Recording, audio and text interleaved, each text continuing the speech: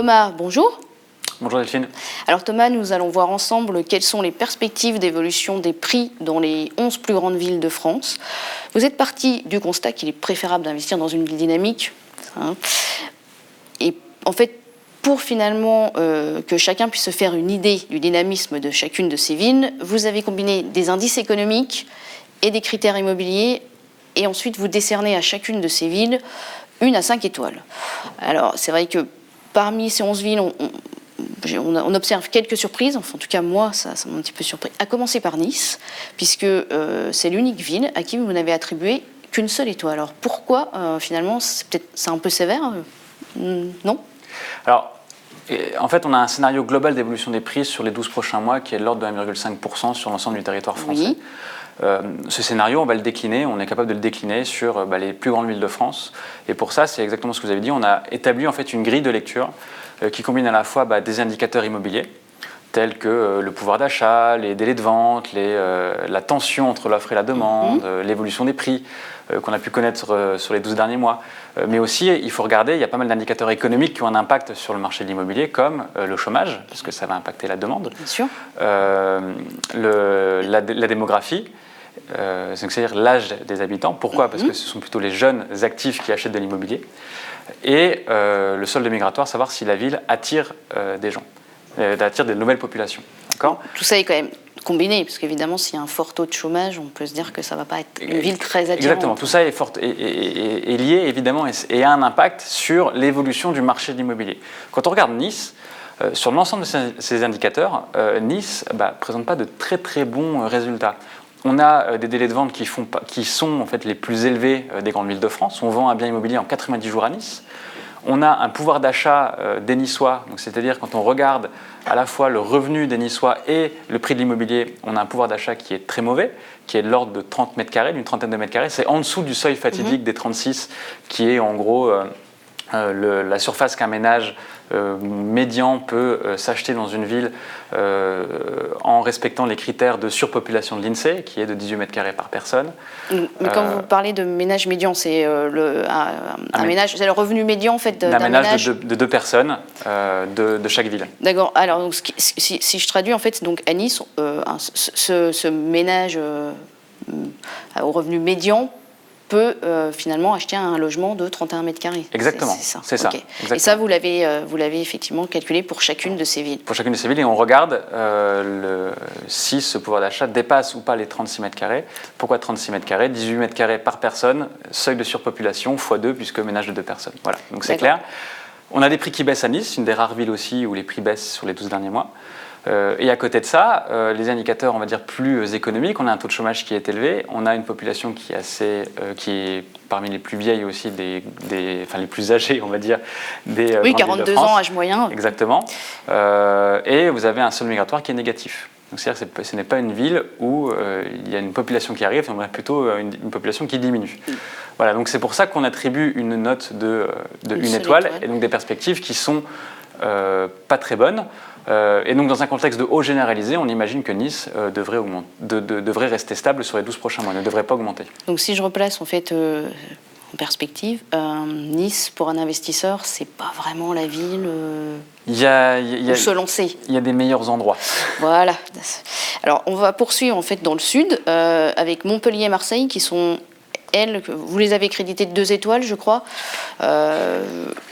Sans doute, là aussi, j'ai remarqué qu'il y avait un taux de chômage assez important, assez élevé. C'est un peu le problème, effectivement, dans ces villes-là. On a un taux de chômage qui est élevé et donc qui ne soutient pas la demande.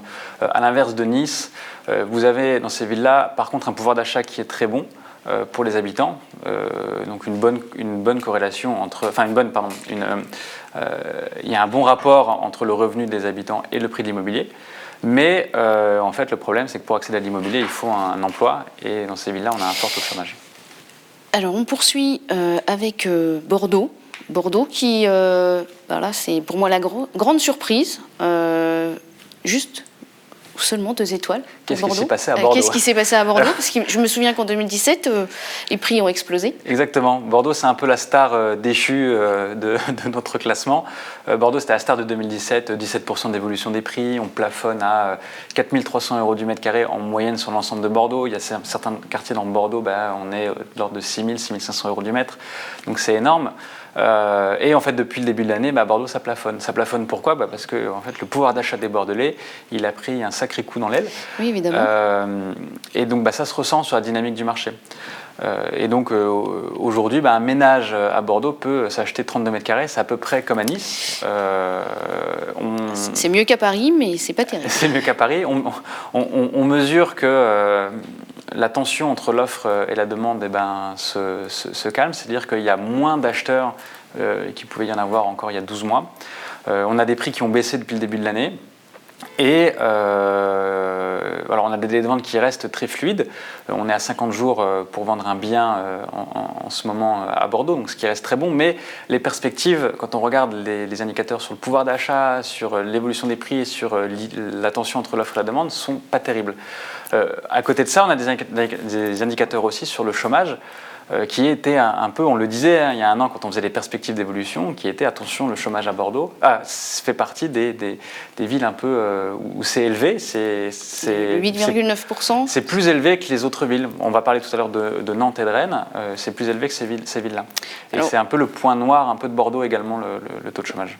On va peut-être rapidement passer sur Strasbourg et Lille, à qui vous avez attribué 3 étoiles. C'est des scénarios qui sont bons, 3 étoiles, c'est des perspectives qui sont pas mauvaises. C'est plus que la moyenne. Voilà, il y a quelques petits points noirs sur, typiquement à Lille avec un taux de chômage à 10%, mais sinon le reste, on est sur un marché qui marche bien. Les prix ont monté de 3% depuis le début de l'année, on a un pouvoir d'achat qui est très bon, on a une tension qui est un ITI à 26%, donc une tension entre un excédent de demande de 26% par rapport à l'offre. Donc tout ça, c'est des bons chiffres.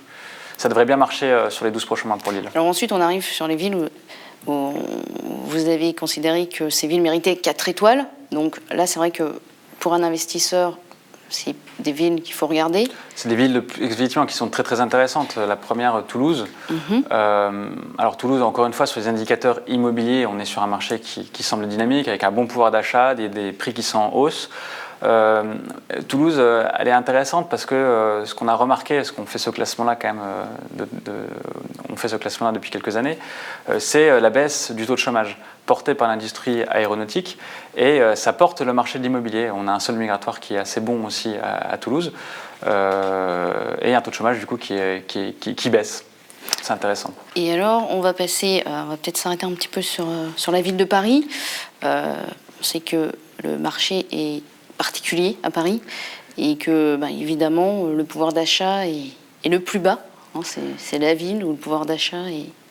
Enfin, en tout cas, selon vos calculs, c'est très bas. Alors, à Paris, effectivement, on a un marché qui est très dynamique en ce moment. On vend un bien en moins de 40 jours, ce qui reste exceptionnel. Oui. On a des acheteurs qui sont présents, qui sont actifs. Un excellent, d'ailleurs, d'acheteurs d'une vingtaine de pourcents également. Et des prix qui ont augmenté presque de 5% depuis le début de l'année. Effectivement, le point noir, c'est le pouvoir d'achat. Mais la particularité de Paris par rapport aux autres villes, c'est à Paris, en fait, vous avez 70% de locataires. Donc, ça veut dire c'est 70% de propriétaires non occupants qui achètent des biens pour de l'investissement locatif. Donc il y a une forte demande, on va dire, extérieure pour des gens qui n'habitent pas à Paris. Et c'est pour ça finalement que cette dynamique, ce critère de pouvoir d'achat est moins important que dans les autres villes. On le prend moins en compte à Paris puisqu'on a une dynamique qui est différente. À Paris, vous avez un taux de chômage qui est excellent. On a quand même un solde migratoire qui est négatif. Qui est négatif, oui, mais encore une fois, ce qu'il faut regarder à Paris, c'est vraiment un marché particulier, oui, c'est vrai, avec une demande extérieure qui est forte, un marché d'investisseurs, beaucoup plus que dans les autres villes en fait. Donc, ça devrait être bon là, pour Paris, ça devrait encore une fois continuer dans cette tendance-là sur les 12 prochains mois, ça devrait continuer d'augmenter et d'avoir ce dynamisme en tout cas. Alors si on jette un œil rapide à Lyon et Nantes. Lyon, Nantes, deux villes où ça marche très bien, ça a très bien marché cette année. On est à 4 étoiles dans notre classement. La plupart des indicateurs sont verts. Voilà, c'est des marchés très fluides où les prix augmentent, les volumes sont élevés. Voilà, c'est des marchés fluides. Et ça devrait être bon, ça devrait continuer comme ça sur les 12 prochains mois. Donc en fait, quand on veut investir, Toulouse, Paris, quand on a les moyens, Lyon et Nantes sont des villes finalement où on peut investir pour faire du locatif. Exactement, et on a un taux de chômage qui est très bon et donc qui soutient la demande encore une fois.